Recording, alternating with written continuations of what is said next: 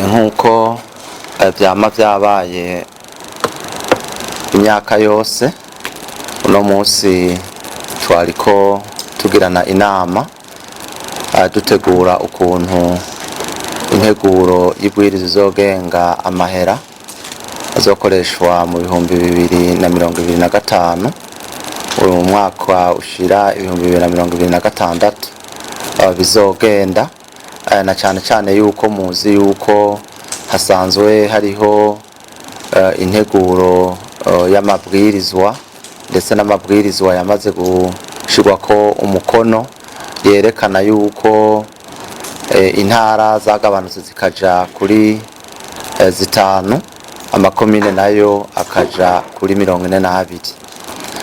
No munsi rero twari twahuriye ngaha novuga n'inzego zo hejuru, abashikiranganji, abanyamabanga ntayegayezwa mu bushikiranganji ndetse n'abarongoye ibindi bisata bikukira izindi nzego. Kwari ukubereka uko tuzotegura integuro y'ibwirizwa izogenga amahera mu mwaka wa 2025 shira 2026 uko bizokogwa. Na twabonye yuko hariho amahera abavuye ku buryo bwa leta na cyane aciye mu itozwa ry'amahera rya muri Kigobe, hakaba n'ayandi yazanana mu badusahiriza mu vy'iterambere, hakaba n'ayandi azanana mu mashirahamwe leta ifisemo imitahe, hakaba n'ibindi bikorwa bikorerwa mu makomine ndetse n'ibikorwa bikorerwa mu bitaro n'ibindi bikorwa n'aya mashirahamwe mvamakungu twita ama ONG mu rurimi rw'ifaransa, hamwe n'ibikorwa mu aho leta ibifise imitahe mu migambi yashize mu mitahe. Twabonye rero yuko iyo migwi yose itegerezwa kugira novuga ikirangamisi cy'ibikorwa n'amahera bizotwara kugira leta ibone umusaruro uzova muri ivyo bisata vyose ndetse no muri ayo mahera yose azoba yabonetse ku gihugu. Twabonye kandi yuko hari ibikorwa bisabwa kugira bikogwe ku rwego rw'ubushikiranganji, ukuntu ubushikiranganji buzojana amahera mu makomine no mu ntara kugira bashire mu ngiro rya bwirizwa ryashiraho intara zitanu n'amakomine 42. Nivyo ni gikorwa bisaba gukorana ububangutsi n'ubwitonzi kuko hariho ibitarashigwaho mugabo amategeko atari makari karajaho, hariho n'ayandi atarajaho, mugabo turabona yuko uko twagiye duhanahana ivyiyumviro twagiye dutahurana hariho intambwe tugiye gutera.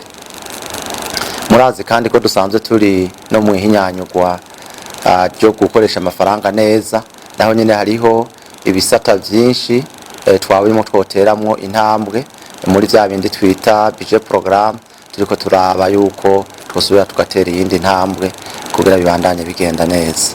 Nuko ubu tubandanya aya manama, nyuma y'umurango haraza kuza abari mu maproje, ejo kwa mbere hazoze abatwara abari mu mashirahamwe ya leta aho leta ifise imitahe n'abandi bazokurikira kuja twabivuze.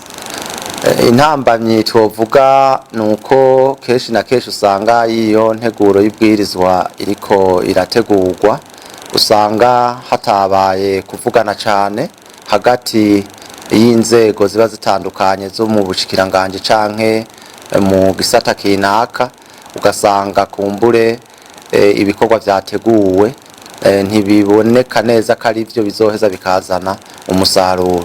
Na rero dutera kamo ibisata vyose kwitondera gutegura neza ibikorwa bizokogwa muri iki kiringo muri no mwaka wa 2025 ushira 2026 kugira koko bishire mu ngiro yambona kazoza igihugu cifashe mu 2040 n'igihugu giteye imbere mu 2060. Twabonye kandi yuko bijya bikorwa byose byo mu bijanye n'igihugu cifashe na 40 no mu 2060 igihugu giteye imbere ko byose bisaba yuko ibisata byose bishiraho novuga ibikorwa bijanye n'ivyo bikorwa igihugu capanze kugira koko iyo mbona kazoza ishirwe mu ngiro. Banyabanya ko babashiranganje banye ko babayesu fata ingingo muvuga ati iki muwashizemwo naco kize kitumarira ya mahera arahomvye, reka dukora iki naco, reka dukora iki. Ivyo rero saroje anutus ko twebwe yo bijimaze kuza dufise imisi 10 paralimika bifise imisi 3 canke 4 yo kuvyanaliza ubu mwanya wo kugira iyo reflexion ya allocation de nos ressources d'une manière efficace efficiente ntibiba bigikunda. Rero muze mudufashe kandi mwavuze neza twebwe au niveau du ministère des finances turagerageza aya madokima les documents de planification budgétaire économique pluriannuelle harimo beaucoup plus le cadrage macroéconomique, harimo les aya mapipe projet d'investissement public, harimo les projets d'investissement. Ibi vya PND ni ivyo nyene umva bica bisaba no ministère twego turabe yuko byoheza bikagenda bigafata umurongo. Nukuri rero nkiriwe ndaseba twebwe ico tuzokora cyo muzoza na bimwe tuzobicacura muga murazi ko rimwe na rimwe do haza ziramugwama mugabo bwo ivyo twabonye mu ma ministère umuntu aplanifia l'activité avuga ati iyi ni nayo planifia nzokura mwiki. Nico kibazo dufise. Cyo kibazo rero ikizoza gitorera inyishu ibibazo biduhanze, kizotorera ikibazo biduhanze ni bya bindi ba propose kugira tubwire.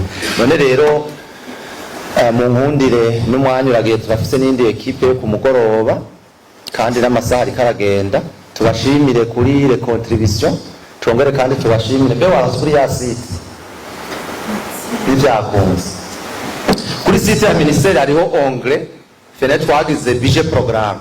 Muri budget programme harimo ama onglet aza les lois et règlements, hariho n'ibindi tuko turadevelopa mu nyuma zoca haza les encours bamaze kubishira muri les encours tuvuga les encours pour le projet de budget 2025-2026 niyo tuzoca dushira ces documents.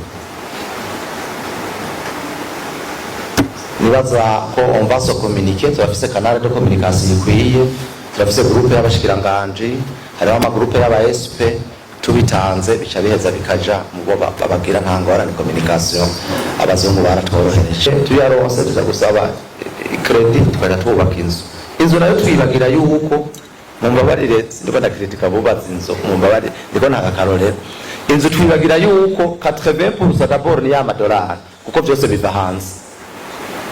Amadolari aje ahawe uwo hanze ataco twebwe kutwinjiriza. Burya niko noze economy ziba faible.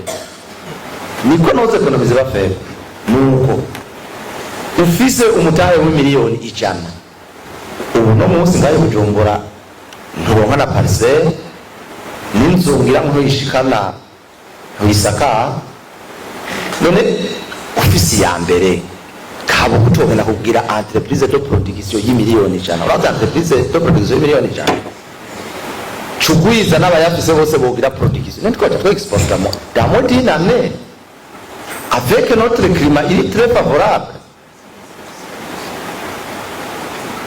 Ibi byose nitwe tuvyitera aho ntanzuguriro butoyi gusa kuko ndaza bafise ayo mahera ni benshi mugabo ari mal investi.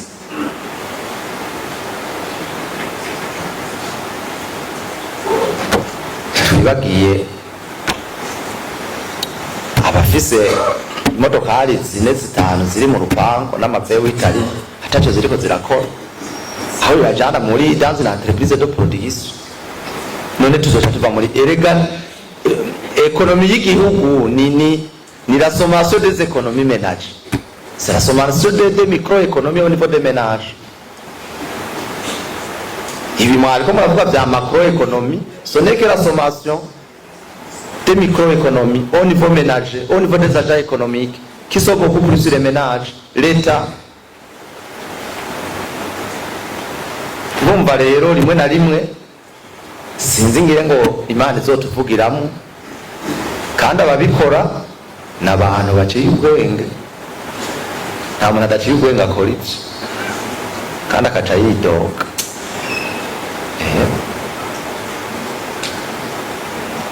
Igaro nuja gusorora, reka tuvuge nta fundi mutubabari, hari uja gusorora miliyoni 2. Izo miliyoni 2 hariho iwabo muhira umwana yaheje kwiga, miliyoni 2 zirigishije umwana, none dufate nka 3 canke 4 zirigishije umwana yahejeje university. Hari umwana yaheje ishuri tushobora kumwigisha. Iyo resources zimene twatuyihomvye uko, kandi mukabare twayasize, kandi mukabare murabizi ahahere tuba tuyasuse hariya nyene tuca dushira.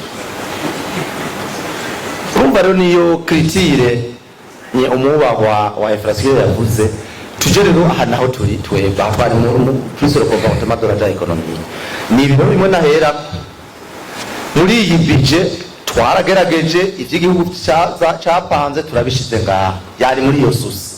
Dufata aka budget dufise kakiri gatoya ngo tugashire mu bidakenewe, tugashire muri ibinyere bikenewe, tidushire mu materiel, tidushire mu kuzogura imiduga, tidushire mu mamarche canke amamarche usanga twayadugije cyane.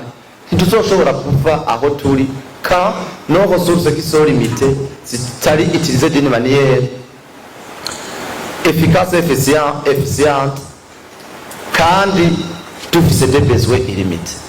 Imana rero bahezagire ngira ngo twogarukiriza ngaho no munsi tukaja mu bindi bikoko kugira tubandanye dukorera igihugu ndetse n'abene igihugu badushize muri aya mabanga. Imana bahezagire.